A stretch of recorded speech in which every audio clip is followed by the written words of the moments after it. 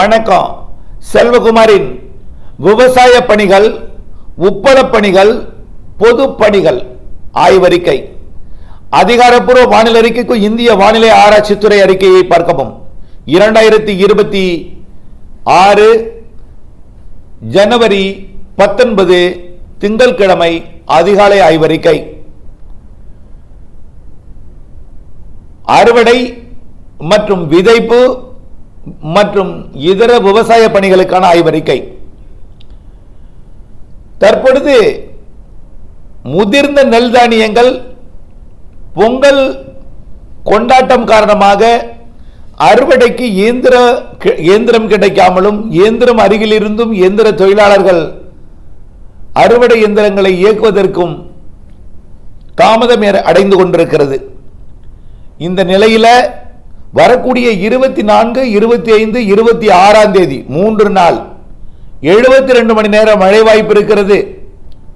வரக்கூடிய 24 மதியம் தொடங்கி 26 மதியம் வரைக்கும் கண்டிப்பா 2 நாள் 48 மணி நேர மழை வாய்ப்பு உறுதியாக இருக்கிறது. 48 மணி நேரத்தில் ஒரு 24 மணி நேரம் விட்டு விட்டு கனமழை பொழிவும் தருகிறது. ஆக வரக்கூடிய 24, 25, 26 தேதிகளில் மழை வாய்ப்பு இருக்கிறது என்பதை நினைவில் கொண்டு அறியாத விவசாயிகளுக்கும் இதை அறிவிப்பு கொடுத்து, பனி பொழிகிறது, மழை வராது, வெயில் அடிக்கிறது, இது மழை காலம் அல்ல, இது குளிர்காலம் என்று தன் கற்பனையில் இருந்து கொண்டிருப்பவர்களுக்கும் அறியாமல் ஏற்படுத்திக் கொள்ளப் போகிற நஷ்டத்தை தவிர்ப்பதற்கும் முடிந்தவரை அவர்களுக்கு இந்த தகவலை சொல்லி 23ஆம் தேதி மாலைக்குள் முதிர்ந்த நெல் தானியங்களை, அதுவும் குறிப்பாக கீழே விழுந்து கிடக்கக்கூடிய முதிர்ந்த நெல் தானியங்களை முதலிலே அறுவடை செய்து மீட்டெடுக்குமாறு கேட்டுக்கொள்கிறேன். அறுவடை செய்த நெல் தானியங்களை விற்பனைக்காக நேரடி நெல் கொள்முதல் நிலையங்களில் வைக்கும் பொழுது தாழ்வான பகுதிகளில் வைக்காமல் கீழே தார்பாலின் போட்டு பிறகு அதில் நெல்லை கொட்டி மேலிருந்து மூடி மழை, அதாவது சாரலோ தூரலோ மழையோ படாதபடி மூடி பாதுகாத்து வைக்க வேண்டும். காரணம், நீங்கள் 23ஆம் தேதி மாலை வரை அறுவடை செய்வீர்கள். 24ஆம் தேதி மழை வந்துவிட்டால் விற்பனைக்காக அதை திறக்க கூட முடியாது. 25ஆம் தேதி தொடர்ச்சியான விட்டு மழை இருக்கும், அப்பொழுதும் அதை திறக்க முடியாது.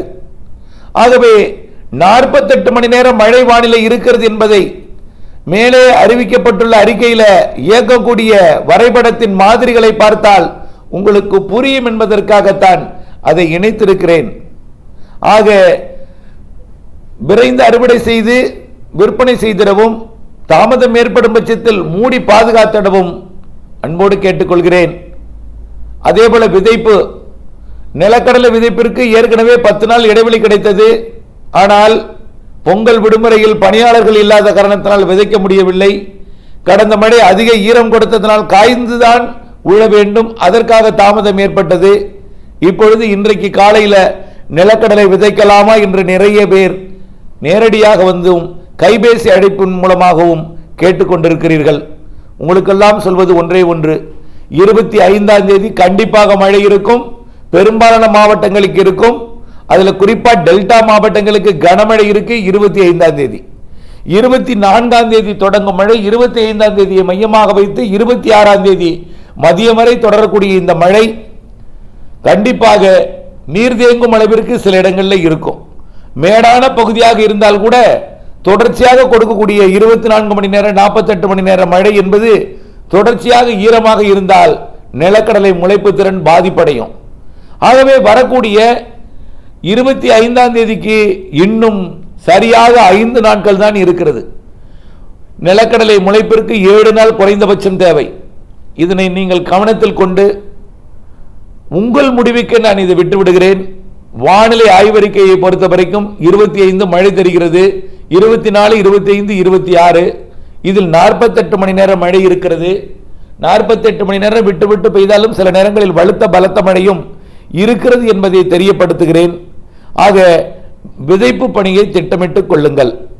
அடுத்தபடியாக அனைத்து பொது பணிகள், சாலை போடும் பணி, நிறைய இடங்களில் சாலை போடும் பணி விரைந்து முடிப்பதற்காக செய்து கொண்டிருந்தீர்கள்.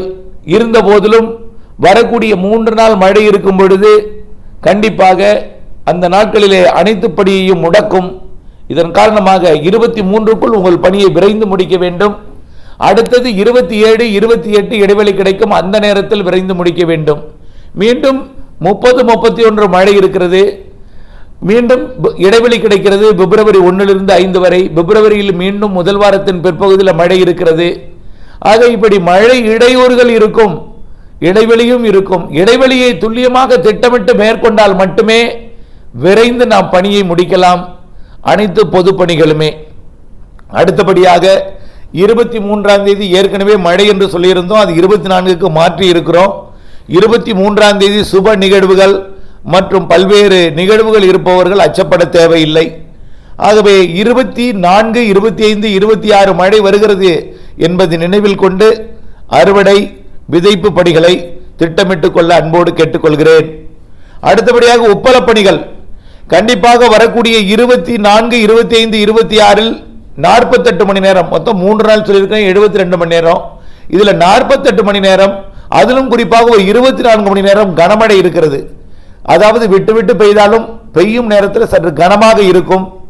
இந்த மழைப்பொழிவு கண்டிப்பாக வேதாரண்யம், அகசியம்பள்ளி, கடினல் வயல் போன்ற பகுதிகளுக்கு சற்று வலுவாகவே கொடுக்கும். தூத்துக்குடிக்கும் அதே போலதான் தெரிகிறது, மரக்காணத்திற்கும் பழவேற்காட்டிற்கும். உப்பள பகுதிகளிலே ஏற்கனவே உப்பு உற்பத்தி செய்வதற்காக பாத்திகளை தயார் செய்து ஏற்கனவே அகசியம்பள்ளி பகுதிகளில் கனமழை பொழிவு காரணமாக சீர் செய்யப்பட்ட உப்பு உற்பத்தி பாத்திகள் சேதமடைந்து விட்டன. மீண்டும் நீங்கள் பாத்தியை சரி செய்வது தெரிகிறது. மீண்டும் ஒரு முறை எச்சரிக்கை, உங்களுடைய முதலீடை பாதுகாப்பாக வைத்துக்கொள்ள சரியாக திட்டமிட்டு செயல்படுத்த 24, 25, 26 அதில் குறிப்பாக 25ஆம் தேதி கனமழை இருக்கிறது என்பதை நினைவுபடுத்த விரும்புகிறேன்.